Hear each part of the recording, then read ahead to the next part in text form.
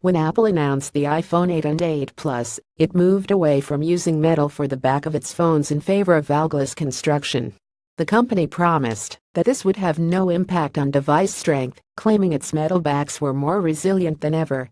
Multiple reviewers reported the phone scratched just from being tucked into a pocket. Scratch resistance and impact resistance aren't the same thing. Those scratches can make a device more likely to break depending on their severity.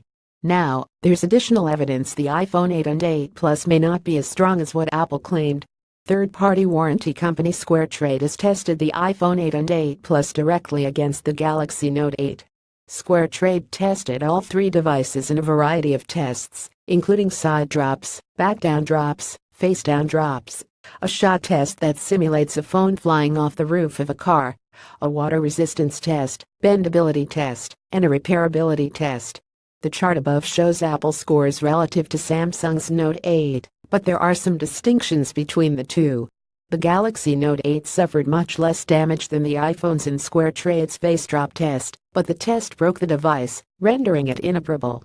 The iPhones were badly shattered to the point of being unusable, but were not destroyed by the fall. Both the iPhone 8 and 8 Plus were well protected from the side drop test thanks to the metal band around them.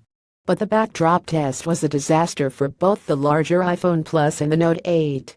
Both shattered and lost glass as a result. The back glass problem is significant, partly because it's extremely difficult to replace. Even the repair gurus at iFixit have major problems with the back of the iPhone, and they rate replacing it as very difficult. A video of some of SquareTrade's test results is available below. Like the Galaxy S8 and Note 8. Our tests show that the alglass iPhone 8 and 8 Plus break on the first drop on all sides. Wireless charging is the future, no doubt.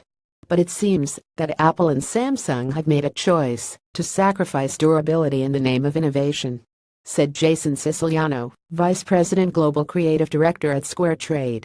The iPhone 8 is an amazing device and should be quite popular. In our recent Decade of Damage study, we found that 44% of current iPhone owners plan to upgrade to a new model this fall. If you're one of them, congrats, but hold on tight. We'd be remiss if we didn't note SquareTrade has an obvious financial incentive here. The more people think that a device is prone to failure, the more likely it is people will buy a third-party warranty. With that said, SquareTrade has been testing and releasing reports on various iOS and Android devices for years. You can certainly argue the company has a general reason to portray phones as fragile, but that doesn't mean it has a specific reason to call out any particular phone as such. And there are year-to-year improvements. The iPhone 7's face-down drop results were worse than either the iPhone 8 or the iPhone 8 Plus.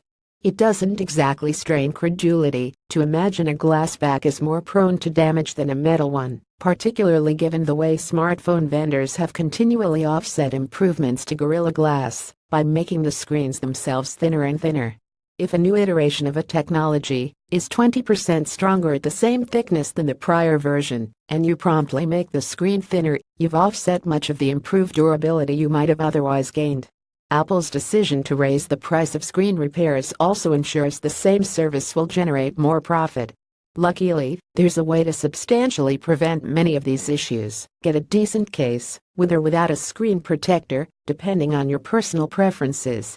If you don't want a physical screen protector, we recommend a case with a bit of a gasket around the screen.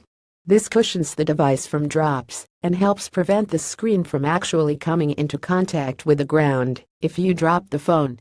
I seriously recommend every iPhone 8 and 8 Plus owner use a case.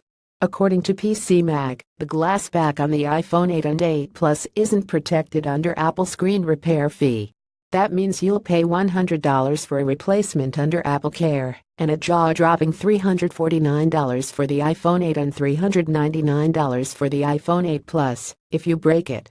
Yes, that means you can buy an entirely new iPhone SE for less than the price of replacing the glass back on an iPhone 8 Plus.